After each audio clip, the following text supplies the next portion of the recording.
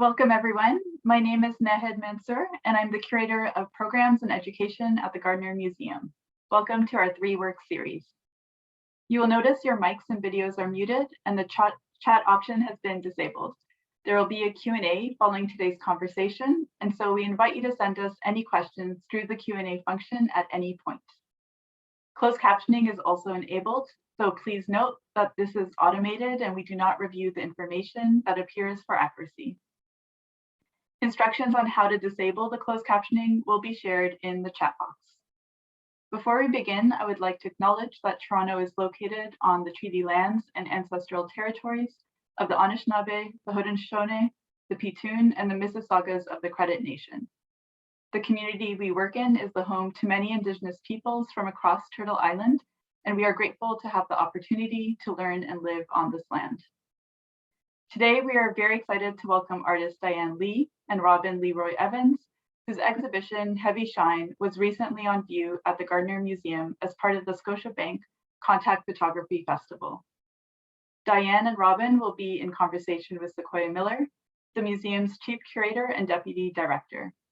They will be discussing 3 works in connection to the theme of touch. I'll now turn off my video and mic and hand it over to Sequoia. Thank you, Nahed. Hello, greetings, welcome to everyone. I'm so glad that you could all join us for today's program. I'll start off by introducing our 2 guest artists, Dianne Lee and Robyn LeRoy-Evans. So Dianne Lee is a Toronto-based ceramic artist and graduate of OCAD University. Dianne explores personal narratives in the vessel through clay, functional objects, installation, and multimedia projects. She has exhibited internationally and sells her work locally. Dianne teaches ceramics at the Gardiner Museum, happy to have her on the crew, and also at other studios in Toronto, including the Jewish Community Center and at OCAD University. Robyn LeRoy-Evans is a visual artist working in photography, installation, and performance. She draws inspiration from history, mythology, and her own personal experiences. She has a first-class honors degree in fine art from Sheffield Hallam University in the UK, and has exhibited nationally and internationally as well. She has worked in private collections in the US, Canada, and the UK, and since 2016, she has been a member of The Front, an artist-run exhibition space in New Orleans. I will ask Dianne and Robyn to turn on your cameras and unmute yourselves, and now I can give you a slightly more personal welcome to our conversation today. Hi, Sequoia. Hello, greetings, welcome to you both. So good to see you in this format. Good to see you, thank you. Thanks. I'd love to say quickly that, sorry, I just wanted to say quickly that I'm no longer a member of the Front, but I love all my front, my front members, if anybody does tune in, but I'm no longer a member. Very good. Thanks for the correction. What I would love to do is so we're speaking about 3 works today and we're speaking on the theme of touch, but it's a little bit of a fudge because we're really speaking about the one installation project, Heavy Shine, which includes quite a number of works in there. So I thought that we would start off with just like a little bit of an overview, potentially for folks who are tuning in who were not able to view the exhibition in person. So what you're seeing here is an installation shot of the artwork Heavy Shine, the installation piece that was presented at the Gardiner Museum from July into September of this year. You're looking at the lobby space of the museum, where as you enter the museum, there's sort of this large wall, and you can see that along the wall and in front of the wall are a number of objects and images that are part of the project. As Nahed mentioned at the outset, Heavy Shine was on view as part of the Scotiabank Contact Photography Festival. And this is a festival that we love to participate in at the Gardiner every year because it helps us to really think about the intersection of photography and ceramics, which we'll be thinking about today, of course. You can see as you look in this image, like in the center of the image, more or less, there's this plush kind of blue squishy object. So this is actually like a kind of a fluffy sort of almost like an animal a little bit, or also like a piece of furniture a little bit. And it's actually resting in the wall. That sort of black space in the wall is what we call a vitrine, or like a box that's set into the wall that's open. So we have this kind of blue plushy piece in there. There are a number of objects, ceramic objects at various states, both kind of mixed, embedded in the blue object, and then also on the plinths and around the space. You can see there are also a number of photographs, large-scale photographic prints that are on the wall, as well as wall drawings. The sort of leftmost image that you can see is actually a screen. It's a video screen, which had a rotating video piece as part of the project, and we'll get a short flavor of that today. And if we could go to the next image, please, we'll get a little bit more of a sense of some of the more object aspects of the show. So you can see here, again, some of the ceramic objects that are kind of interspersed among the photographs, the images, the flat textile, and then the sculptural textile. So with that intro, maybe I will ask Dianne and Robyn, sort of seeing these images and thinking about the installation at the Gardiner, I'm curious how the piece sort of feels to you now, and what sort of ideas or aspects of the work maybe you feel are emphasized in this iteration of the project. Absolutely. So for me, like Robyn and I showed an iteration of this work in New Orleans in 2019. So when I had approached Sequoia with contact in mind, I wasn't entirely sure what this would manifest into and what it would look like, because as you can see, there's so many different elements that get put together. And part of the process is Robyn and I collectively working together and feeding off of each other to install the work. So obviously we had a few hiccups along the way with the pandemic. And for me, there was a whole other layer on this project because of the pandemic.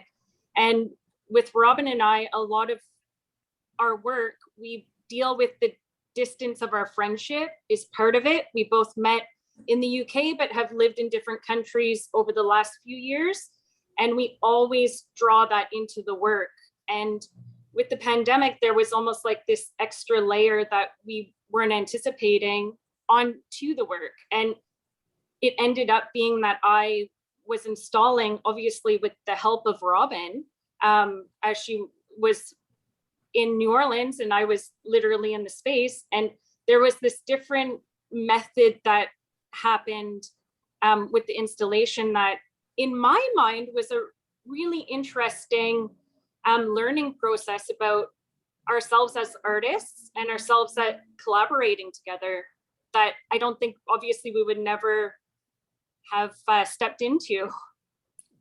Interesting. So much of the work is about the kind of collaborative nature of the project and what it means as artists and as women artists to be working together and to sort of sharing the authorship of the work. So I'm curious how during the installation that kind of became another area of discovery, another way of thinking about collaboration. Can you think of an aspect that you could draw out, Dianne or Robyn, of how the installation kind of added a new ripple to your ongoing and long-term collaboration? For me, sorry, go ahead, Dianne. No, you can go, Robyn. I was just gonna say that for me, it felt very strange to not be there in person, and I was actually quite heartbroken to not be able to be there because we've always created such a incredible energy between us. But then when it came to the actual week of install, and we were literally like on the phone every day at some point, and Dianne would be using thank goodness for technology, because Dianne would be talking to me and she'd be sending me shots, but then as we're talking as well, she'd like move a little piece here and there, and we'd instantly be able to kind of get some of that energy back and bring it back into the space, which meant so much to me because yeah, it was really difficult not being able to be there. So but it worked because I think, we have done this before, and because we do have this long-standing, history of making together and as friends, a very special relationship, we were able to bring some of that there. And I really I can't thank Dianne enough actually for all the work she did in the install, but it was also great to feel like I was really a part of, the decision-making process, and obviously not there in person, but I felt like I was there because of Dianne's efforts. So I'm thinking that in a way, so this project was initially scheduled for 2020, and we rescheduled it for 2021.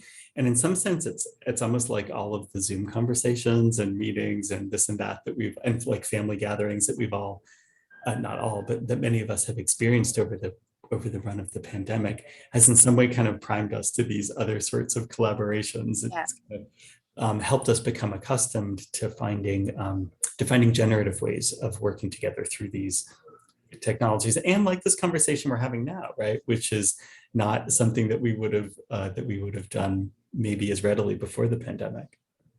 I wanted to add to what Robyn was saying quickly. For me, when I was installing the work, it was really important that I could see Robyn's touch in that, because I'm physically touching the objects, touching the fabrics, arranging items that when we were doing our installations together, we almost like had our roles in a sense, and we knew what our strengths were, and bringing those together to really finish the installation off. So that was a challenge for me, trying to make sure that I could see Robyn in this installation, like how the fabrics get draped and how things came together. So that was a learning curve for me, like trying to tap into somebody else's touch and energy, for sure. I love that idea of touch as a gesture, right? Touch is sort of like, if you think of the relationship of a dot to a line, right? In a sense, like a touch is the beginning of a gesture, right? When you make that kind of contact. And I'm thinking also about this question, or this kind of theme in the project of caring, actually, and nurturing, and a sort of holding in a way, or cradling might be another word. And Dianne, what came to mind as you were speaking about kind of emulating or evoking Robyn's touch as you were installing the work, I'm thinking of that as a very caring gesture, actually. And I'm wondering if you could speak to this theme of caring and nurturing in the work, and how it came out through the process. Sure. Yeah. Every time Robyn and I met to talk about our process or our body of work, obviously we would do our research and we would have our own ideas and processes that we brought to the table, but always the common thread between everything was our feelings for one another, our respect for one another.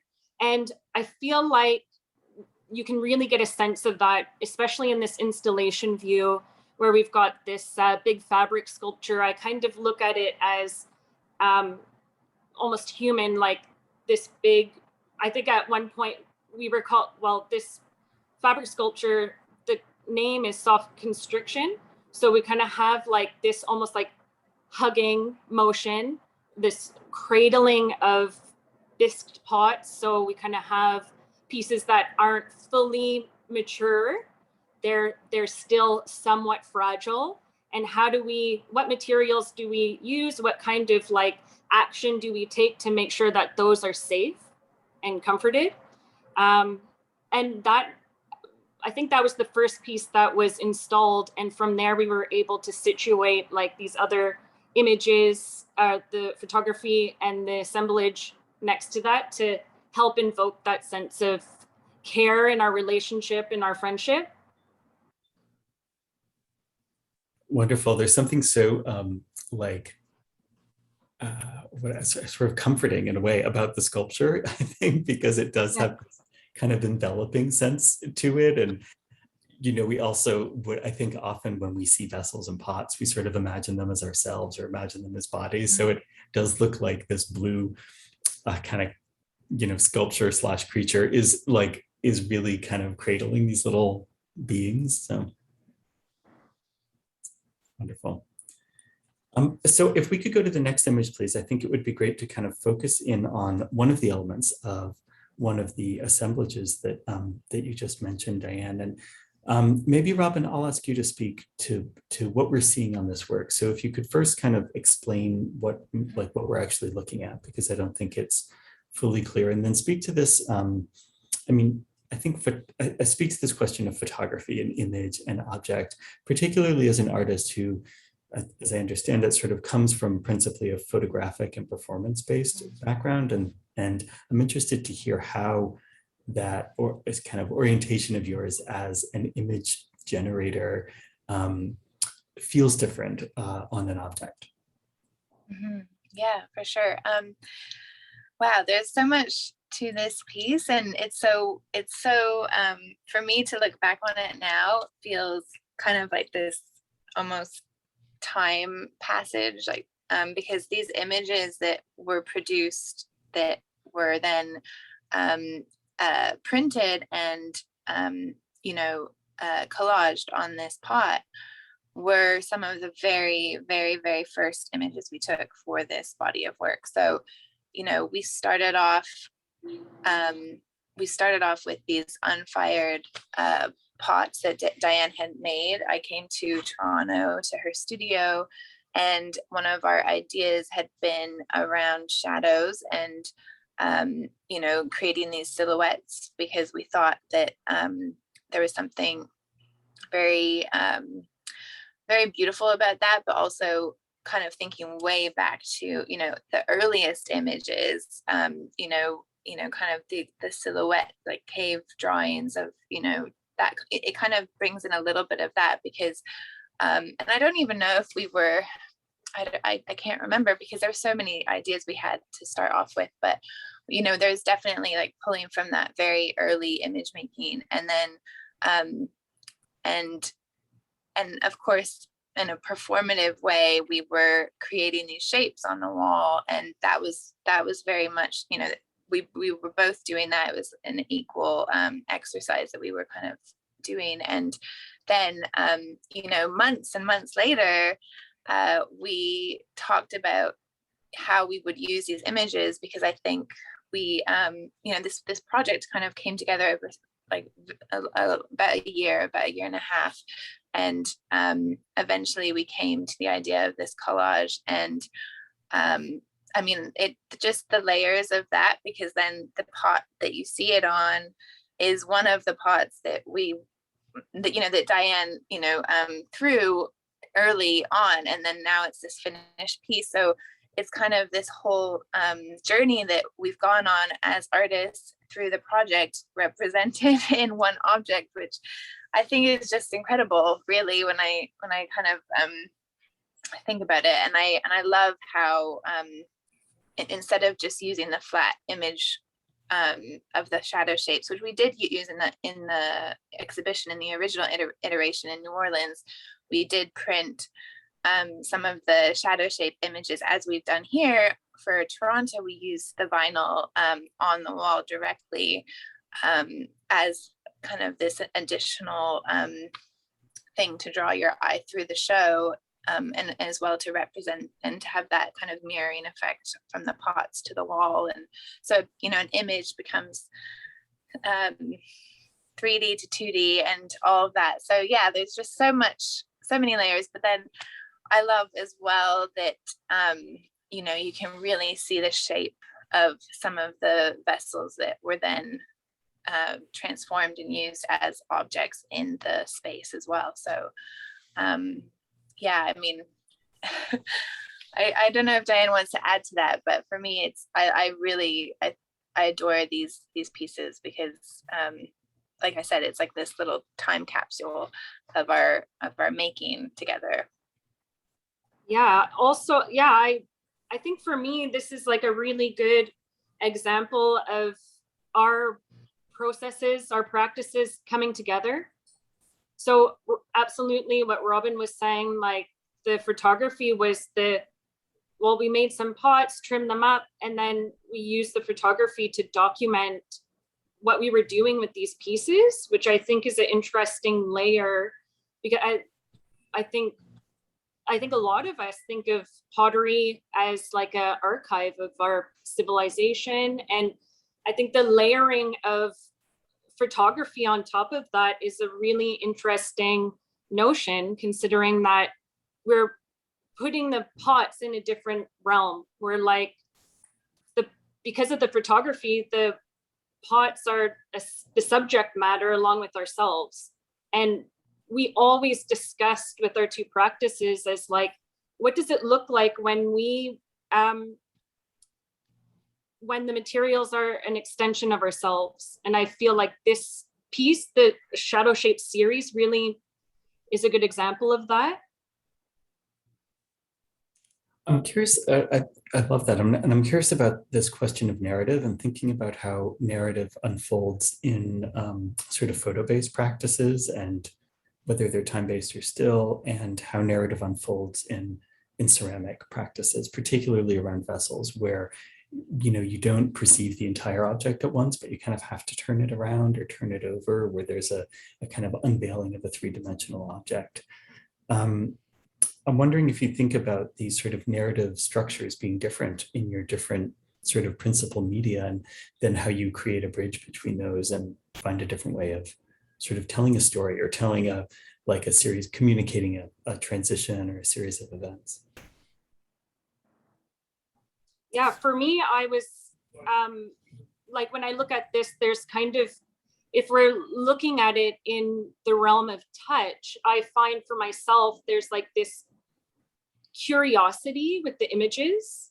So if you've ever held something that's completely bone dry, there's a certain way you need to approach the pieces. So if I just picked up that bone dry piece by its handles, it probably would have been detached, probably not strong enough yet to hold the form just by holding the handle. So when I'm looking at these images, I'm seeing like this curiosity in touch, like, how can I push this? What hand position do I need in order to support what I'm holding?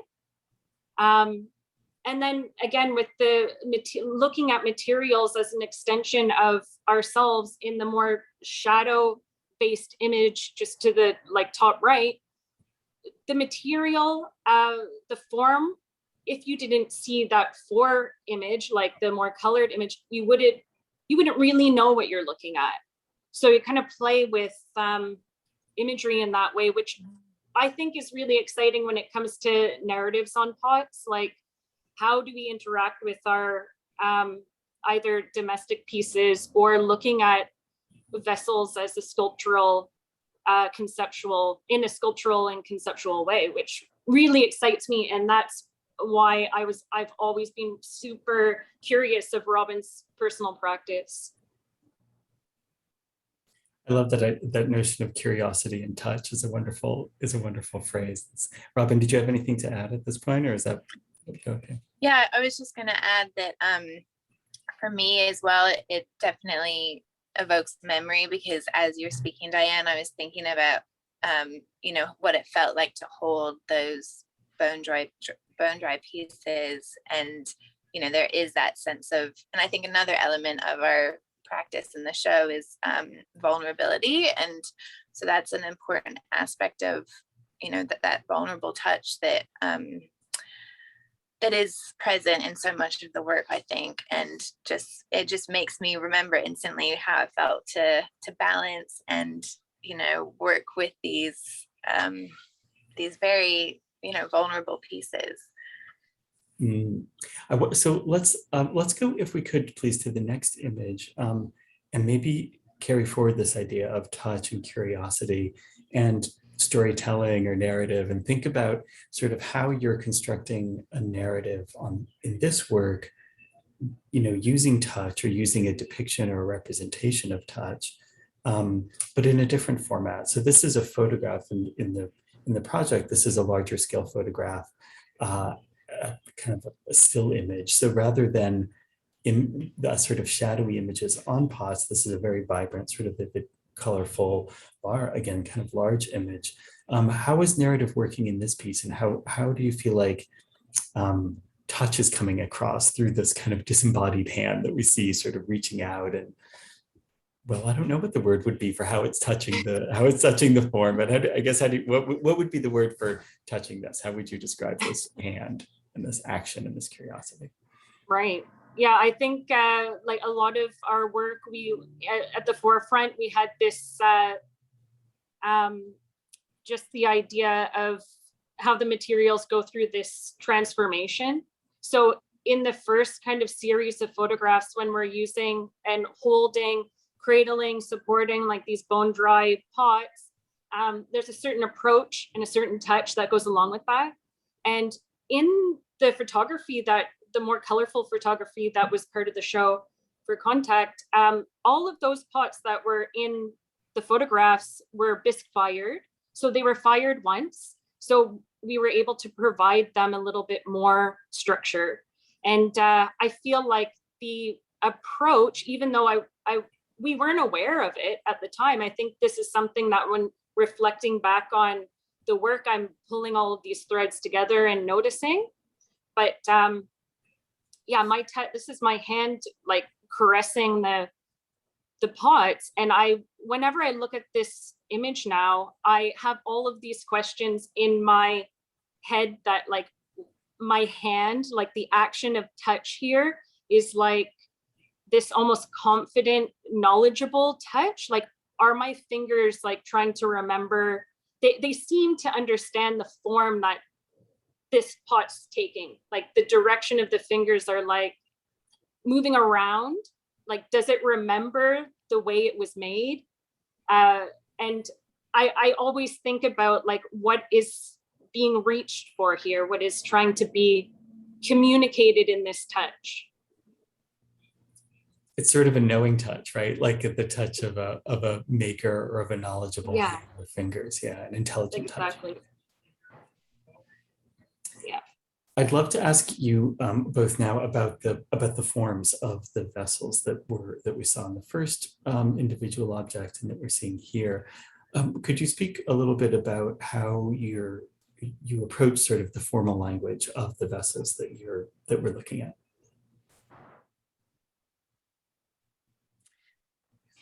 For me, I mean, I think this is where the kind of seed for our whole collaborative process began was, obviously Dianne has a history in ceramics, and she was a practicing ceramic artist when we had our first ever conversations about working together.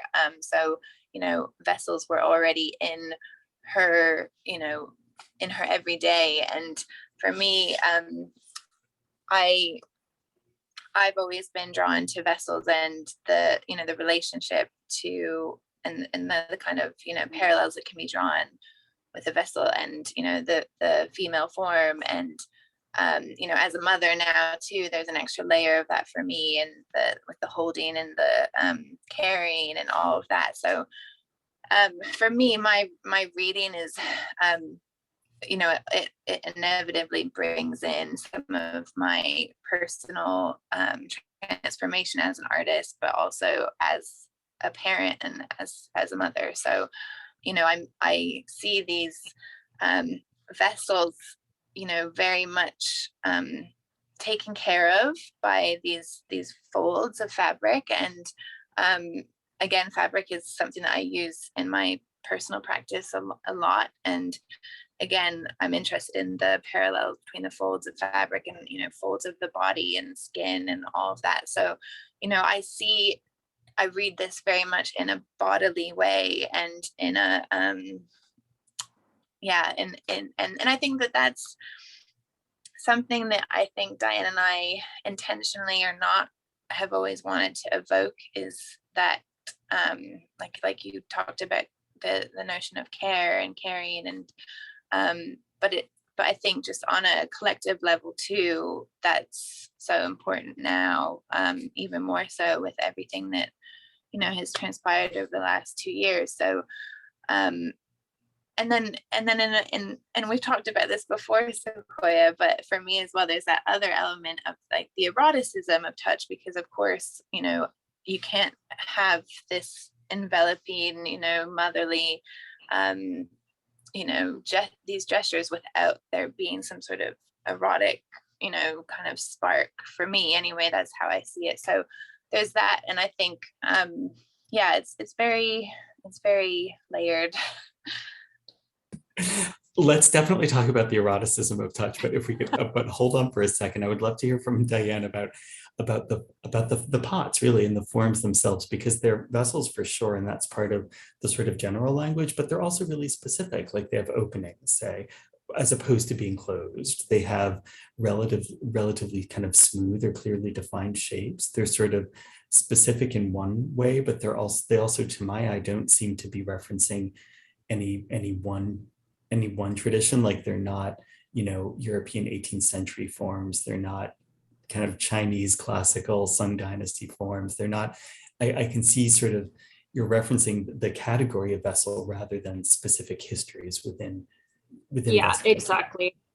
I think for me, a lot of my practice has always been around the notion of vessel and what that means in a sculptural, conceptual, and functional way. But with some of our previous projects, Robyn and I always just wanted to have a series of forms. And conceptually, the idea was that we use our bodies to create the objects. And we use, in a past project, we also used our bodies to kind of unmake them as they were in a wet state. So pressing our bodies into it. So with the vessels in these images, I really just was looking for something that was like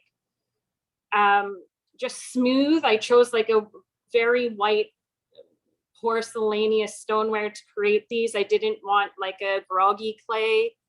I just wanted to get like a sensual kind of shape, a very like simple shape and very soft and smooth. Something that had slight curves that could nestle and fit nicely into different parts of the body, like just when laid on like the side or in your hip, nestled in like just the top of your shoulder. So it was just like a subtle shape that I was after. And I guess because it being almost like a container, that was also another layer of just referencing the vessel as body. And they're also, in a way, I mean, they're finished, of course, but they're also unfinished in the sense that they don't have a traditional surface on them, right? They're, as you say, they're bisqued or like partially finished without a kind of glaze or other surface. And in that way, they seem to be like screens almost, like they're sort of surfaces and forms on which we can project our ideas, because they're not speaking as loudly at us, but rather a little bit more receptive is kind of how I read it. Mm-hmm. Yeah, I also thought the simplicity of the forms works in a almost collage form as well. And with a lot of our projects, we really enjoy the idea of being able to like at the Gardiner, just reiterate or just have these separate iterations of elements coming together.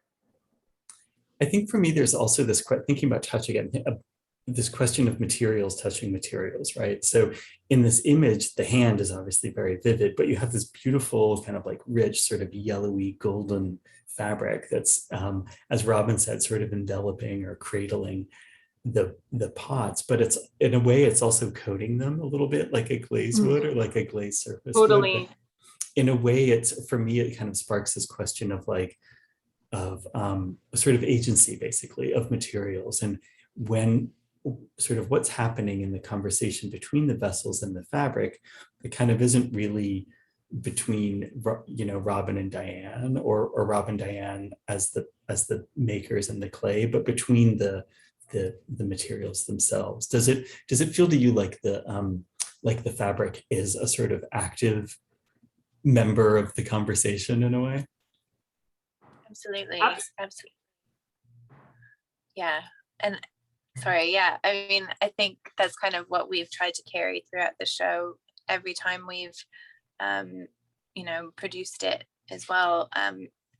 Fabric has always been, you know, very much kind of representative of movement of some kind. So, you know, you have these static vessels, but the fabric is always kind of around them moving. Well, it's not actually moving, but, you know, it has that sense of movement. So that's what I feel. Yeah, we also really enjoy the contrast between the materials as well. So you've got like the hard surface of the ceramic and the softness of the fabrics. And that I like that they're raw. And then, yeah, you've got this fabric that's coating them. And like you said, Sequoia providing this color and almost finishing where there isn't any. And also, like, going back to the care as well, it almost seems to be like they're again nestled in this fabric, and there's this nurturing element to the pots as well.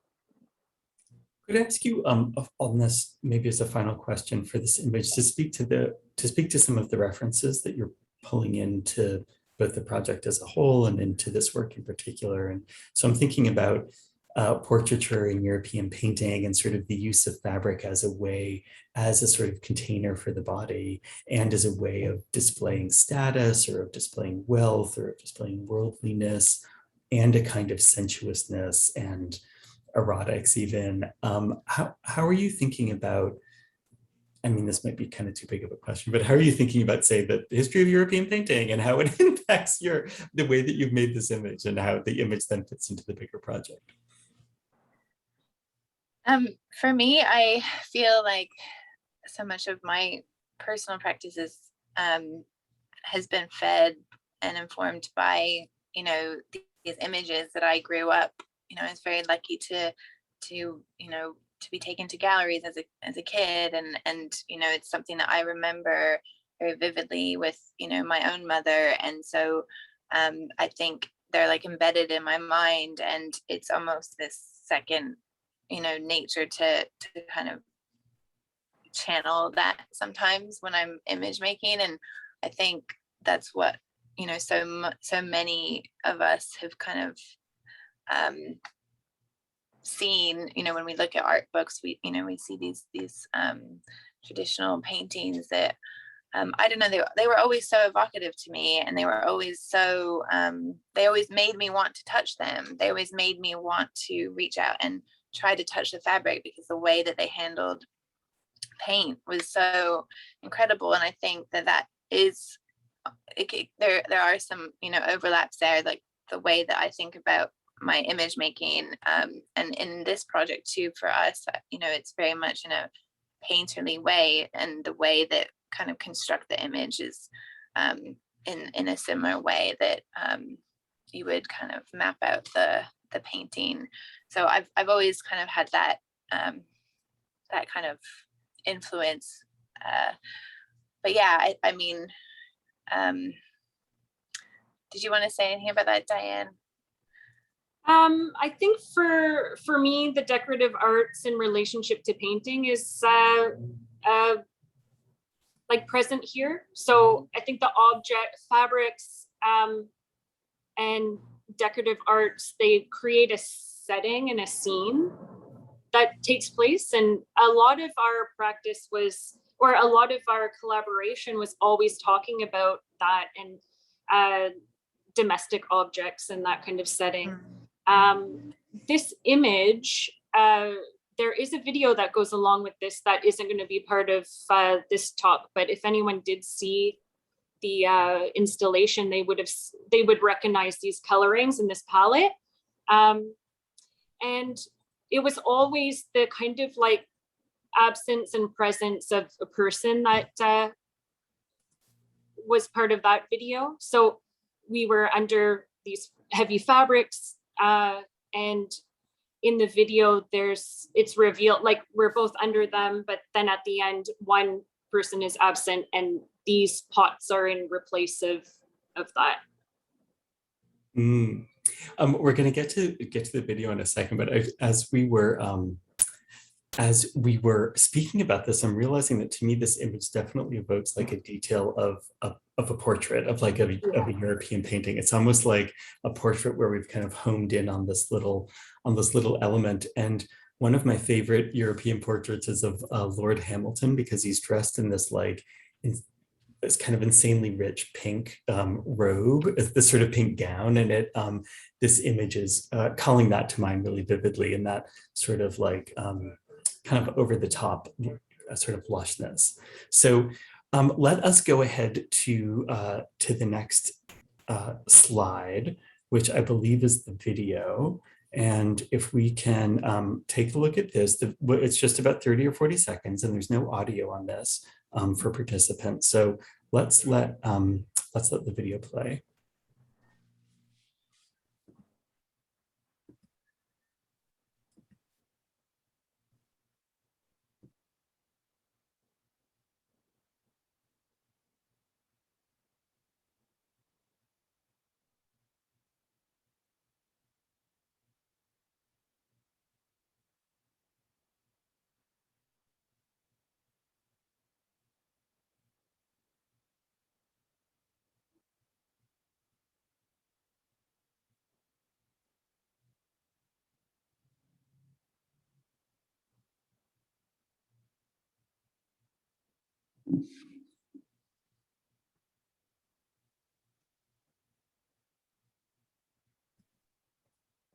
Okay, thank you.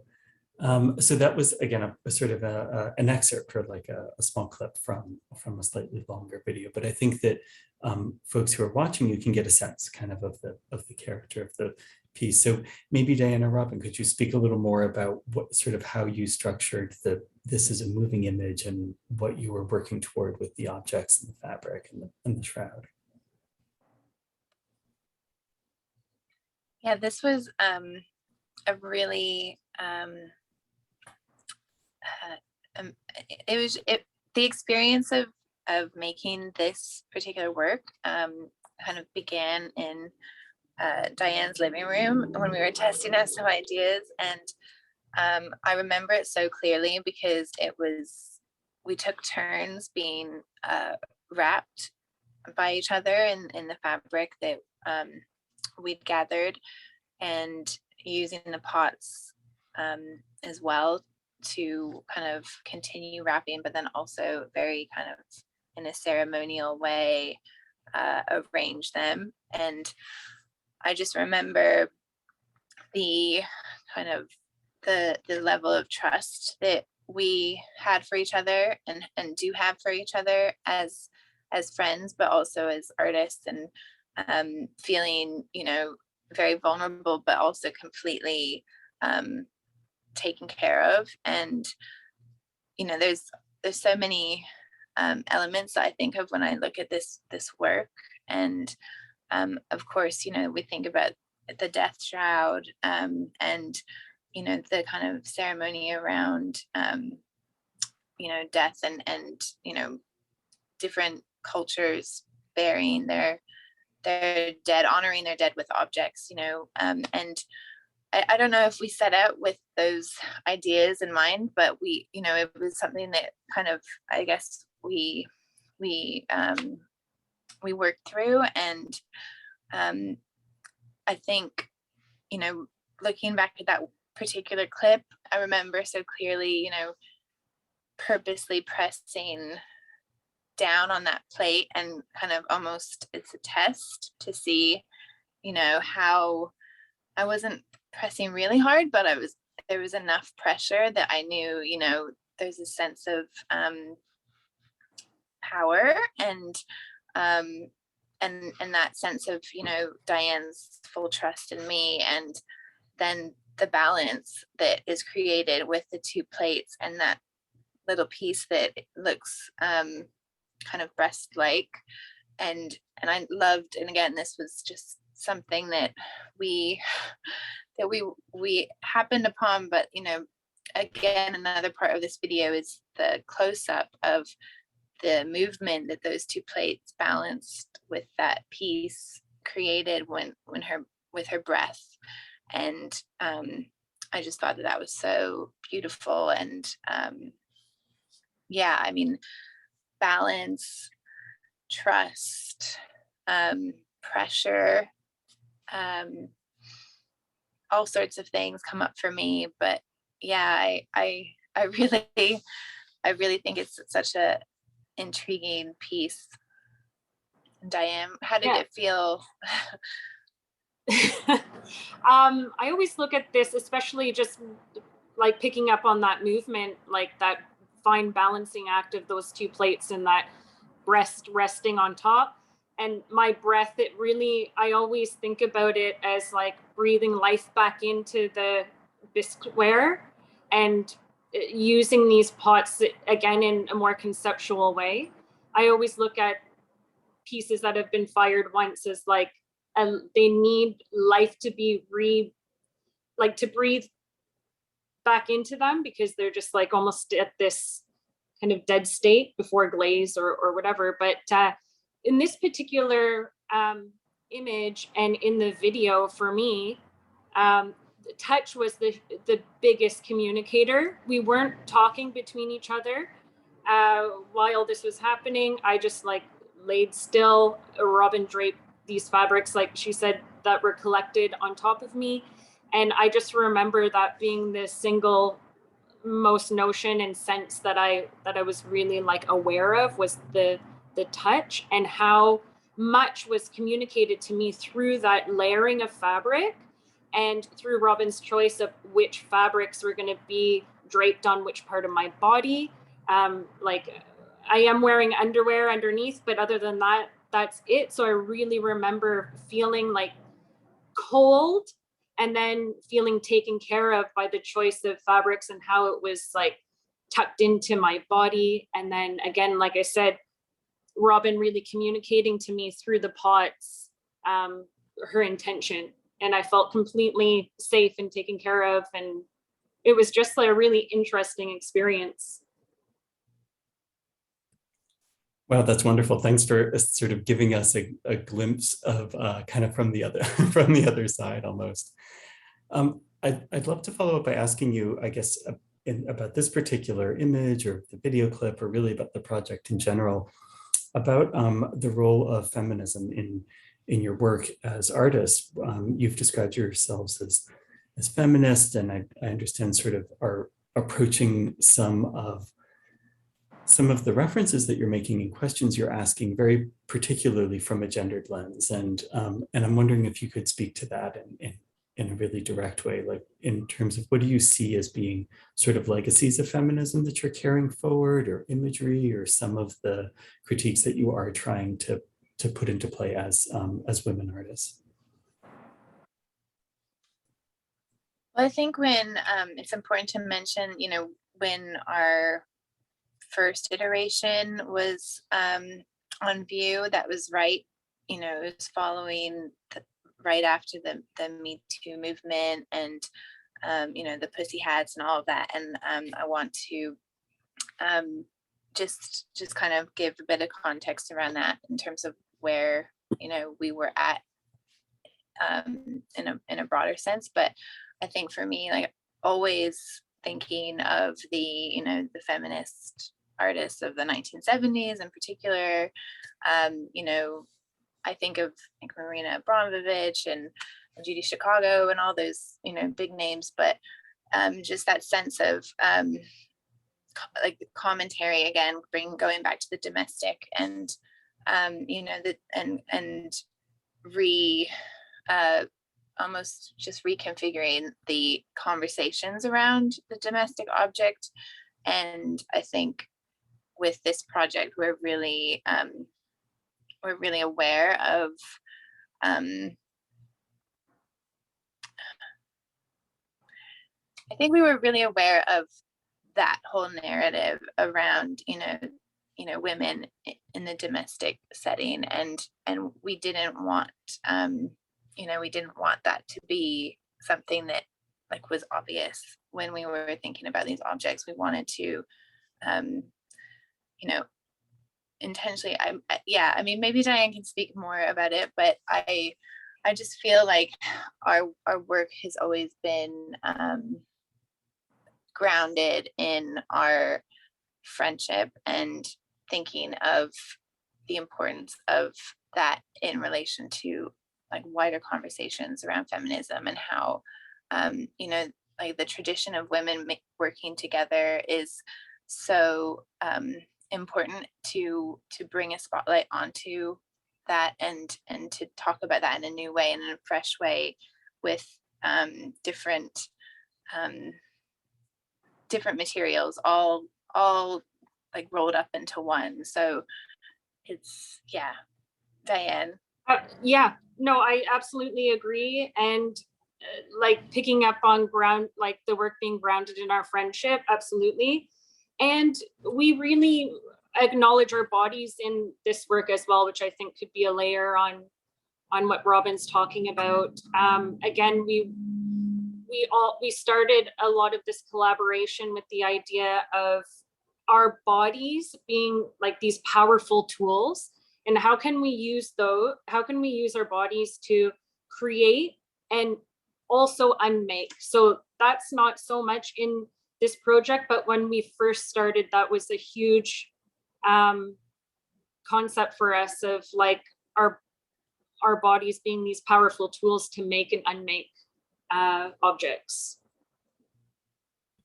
That's fantastic. Bodies as powerful tools. I want to remind participants that if you have any questions to add to the Q&A, now would be the time. I'm going to ask one more question here myself, and maybe think about this question of the body as a powerful tool, and bringing back the question or the idea or the theme of erotics that Robyn brought in earlier, to think about about sensuality and pleasure, and maybe sensuality and pleasure as an aspect of the way that we experience ourselves, materials, our relationship, and thinking about how that is in some ways a through line throughout the project. Would either of you want to speak a little bit more about that notion of sensuality? Go for it, Robyn. Yeah, I mean, for me, I think there's something inherently sensual about making pottery, like making ceramics. Like I'm not as skilled as Dianne by any means, but I just feel as well, art making as well, to me is a sensual process and a pleasure, and it should be pleasurable. So, I think there's something tied up in that for both of us, whether we purposely try to evoke that or not. But I think this piece especially, the act of enveloping Dianne in these really very sensual fabrics too, you can't really see in this image, but the fabrics that we collected were all very specific in terms of touch and how they felt. So they're very silky. There's plush, like crushed velvet. There's just very and then there's actual velvet. They're all very pleasurable to touch, and that contrast with the heavy and heavy yet delicate bisque pots was always something that we loved, and that kind of duality is something that is very erotic to me, because you're kind of testing that line between what is pleasurable and what isn't, because when I look at the pots and I can immediately I know exactly how it feels to touch them, and if you catch them it would on the wrong way, it kind of almost feels like nails on a chalkboard. Like they can be very unpleasurable, like not pleasurable to touch if you kind of catch them the wrong way. But then if you're very careful and if you treat them gently, it's very smooth and wonderful to touch. So there's that at play too. And I don't know, I could talk more about the sensuality of materials, but I mean, I hope that gives a bit of an idea of kind of where what was existing for us when we were making these pieces. And the show as a whole too, I think we took immense pleasure, putting it together, because we fed off of each other, and that, I think, is in its own way, very much part of the show. Like that conversation that was between us is the kind of silent knowing of the other, which kind of hints at this idea of like the intimacy, like very intimate. All of the actions were very intimate. So yeah, there's definitely all of that at play. That's fantastic. That's a wonderful note to wrap this up on. Thank you both so much for spending some time speaking about the project today. Of course, for making the project itself. Wonderful to have it on view, and wishing you both the best for future projects as well. Thanks, Thank Sequoia. you. Thank you so much for everything. We appreciate you all so much. Yes, Fantastic. Thanks, participants. As you can see on the screen, I'll highlight that our next 3 Works conversation is with Nadia Mir on November 9th. So sign up, tune in if you can. Dianne, Robyn, thank you so much. Thanks to the Gardiner team. Thank you. Bye, everyone. Bye.